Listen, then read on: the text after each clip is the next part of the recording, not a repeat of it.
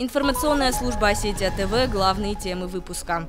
Осетинские врачи востребованы на российском рынке труда. Сегодня на ярмарке вакансий республиканским медикам предложили более 300 рабочих мест, как здесь, так и в других регионах. Каждый заинтересованный составил резюме.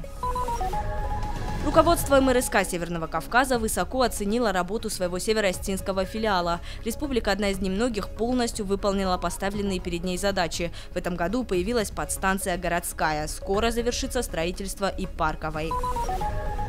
Осетия ТВ представила свой первый документальный фильм. Лента рассказывает о воссозданной 12-струнной арфе. 15-минутную картину представили ее создатели и главные герои. Презентация собрала всех неравнодушных к национальной музыке. Эти и другие темы далее подробно.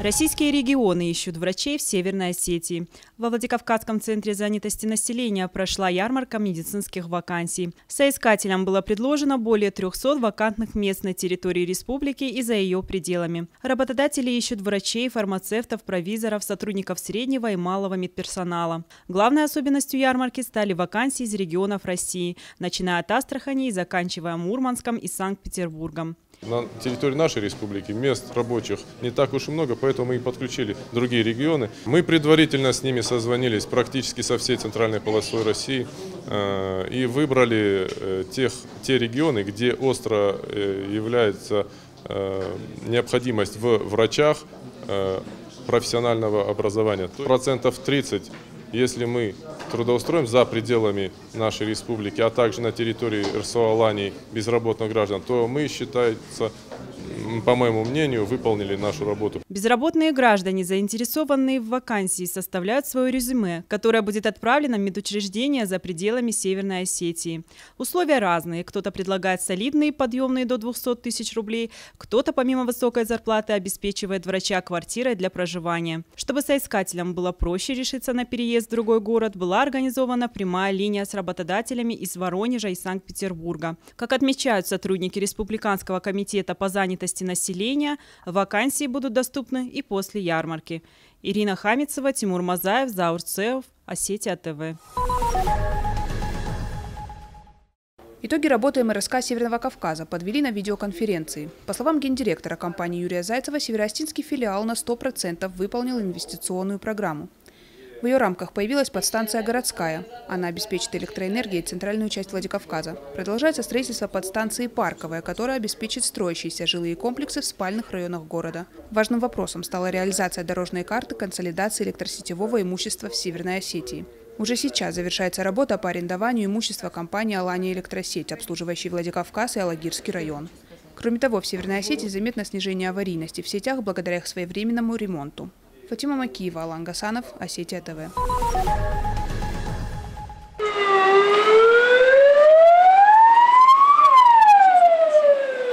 На сцене Русского драматического театра настоящий пожар. Сработала тревога, уже через несколько минут к месту происшествия прибыли огнеборцы. Персонал эвакуирован, очаг возгорания потушен. Бойцы МЧС с поставленной задачей справились хорошо. Тренировка по эвакуации прошла в рамках подготовки к новогодним детским утренникам. Особое внимание уделили театрам, которые с 20 декабря начнут принимать в своих стенах сотни ребятишек. После многочисленных проверок спасатели делают вывод: все учреждения образования и культуры полностью соответствуют требованиям пожарной безопасности. На сегодняшний день все объекты подвергнуты проверкам противопожарного состояния, все объекты полностью готовы к встрече детей и празднованию Нового года. Но на этом наша работа еще не окончена, потому как составлены графики дежурств всего личного состава надзорной деятельности о дежурстве на этих объектах в моменты и во время нахождения в них детей. В целях профилактики сотрудники МЧС проверили знания персонала театра по пожарной безопасности. Актеры и сотрудники показали, что знают, когда нажимать тревожную кнопку, как вывести людей из здания и как действовать в случае пожара. Тамила Хамицаева, Тимур Мазаев, Алан Кайтуков, Осетия ТВ. Звуки, трогающие за душу. Осетинская народная музыка в том виде, в котором ее слушали наши предки. Воссозданная 12-струнная арфа стала главным героем первого документального фильма «Осетия ТВ». Презентация картины собрала всех неравнодушных к национальной музыке. В течение 15 минут лента арфа рассказывает о точной копии древнего нарского музыкального инструмента. В 21 веке его воссоздал Тимур Илаев, ученик Суслана Маурауова. Мастера не раз вспоминали на презентации. Просто все Осетии показали рождение этого инструмента, и фильм получился очень красивым. Я его сегодня сам первый раз посмотрел, я его не видел. Мне очень понравилось, надеюсь, его оценят. Арфа – первый уверенный шаг Осетия ТВ на пути к созданию документальных фильмов. Над картиной в течение месяца работала большая творческая группа. Автор сценария Тамила Хамицаева. Для девушки это дебют в подобном жанре. Оператор-постановщик Ацамас Кочев. Премьера арфы совпала с его днем рождения. У меня было желание просто начать контролировать процесс, который происходит. И, видимо, я, наверное, как-то вот в этом фильме вот эти свои желания и, наконец, реализовал. И думаю, продолжить также в будущем, снять еще несколько фильмов из этого цикла. Уже многие мастера, резки по дереву, пытались воссоздать сакральный инструмент, но удалось это сделать только Тимуру Илаеву. Несколько месяцев труда, и Осетия снова обрела частицу своего культурного достояния. Я хочу поздравить автора фильма с замечательным началом. Я так понимаю, что это будет цикл фильмов. Но вот я считаю, что это замечательное начало для цикла. И я хочу поздравить авторов. Фильм хорошо снят, и он хорошо смотрится. Так что я думаю, что сегодня просто праздник у нас у всех. Поет.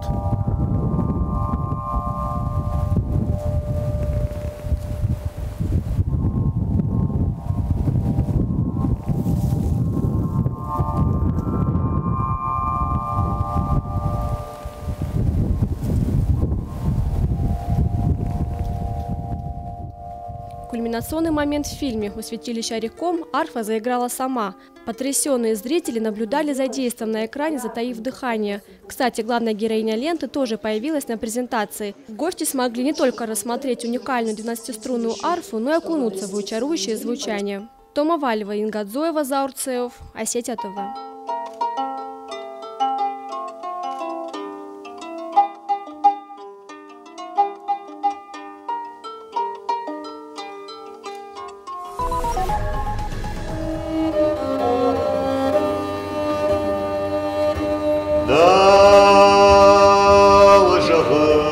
Нардские сказания звучат в Горском аграрном университете. Колыбельная и старинная героическая песня. Традиционному исполнению молодые исполнители учились у мытров Осетинского хора. Камерная обстановка обеспечила должное звучание.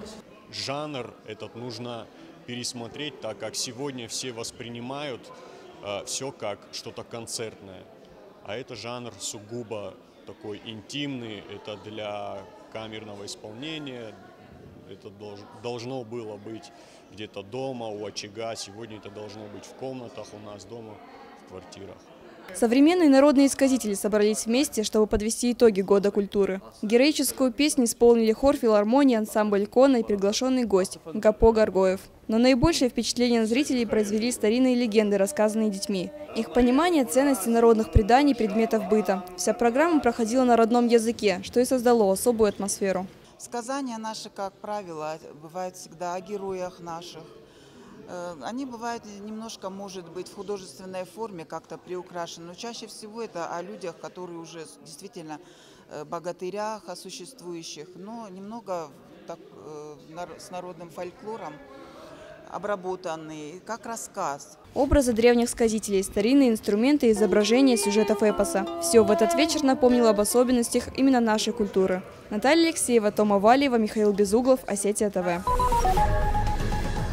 Кавказский танец – дань традиции или зажигательное зрелище. Исследователь национальной культуры Тамир Салбиев рассказал о сакральном смысле народных танцев.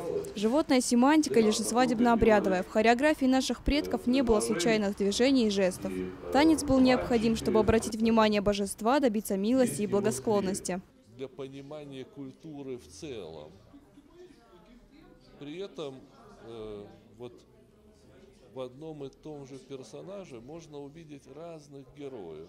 Образ орла воспроизводится танцором, когда он, поднявшись на носки и горделиво раскинув руки крылья, плавно кружит, словно собирается взлететь. На сцене танец приобретает другой колорит в сравнении с древним традиционным. Тот исполнялся в особом святом месте. Но идеи для постановок хореографы неизменно берут из мифологии. Наталья Алексеева, Евгений Маркин, Осетия ТВ.